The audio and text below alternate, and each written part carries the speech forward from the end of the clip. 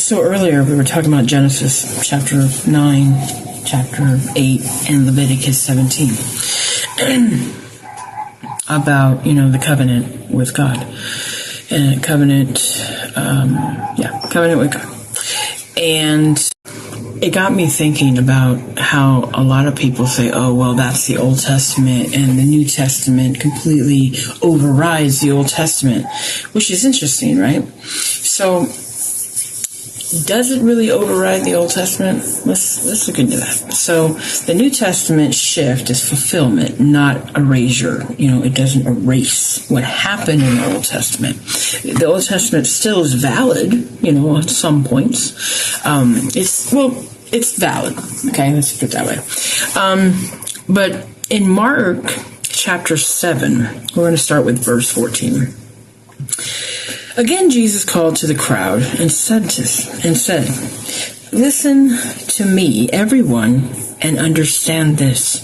Nothing outside a person can defile them by going into them. Rather, it is what comes out of a person that defiles them." After he had left the crowd and entered the house, his disciple asked him about this parable. "Are you so dull?" he asked. "Don't you see that nothing that enters a person from the outside can defile them? For it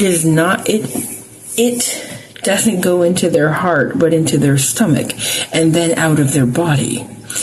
In saying this, Jesus declared all foods clean. So in the Old Testament, we were to use clean animals as rituals, to honor God, right? But Jesus changes things, right? So he emphasizes that God desires mercy, not ritual. The only sacrificial blood ritual that I know of in the New Testament is when Jesus took up our cross, was beaten, tortured beyond imagination, okay?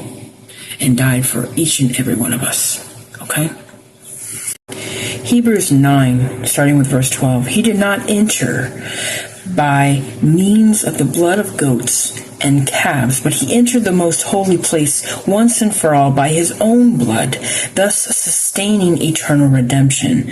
Then in verse 15, for this reason Christ is the mediator of a new covenant, that those who are called may receive the promised eternal inheritance. Amen?